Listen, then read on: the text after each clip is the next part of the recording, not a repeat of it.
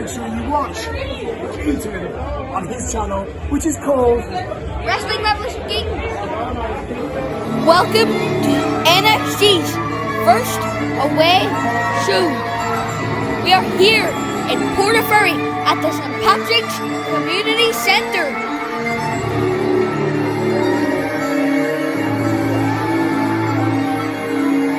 John McCann, who thinks he's the professional, is up against his former tag team mate from Next Level, the Canary Kid.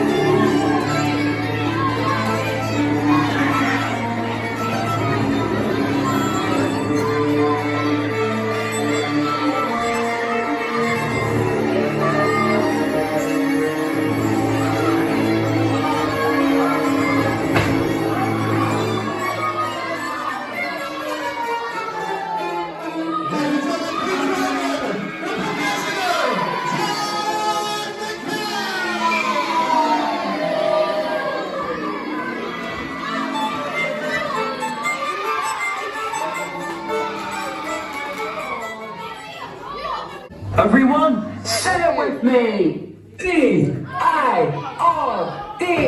bird!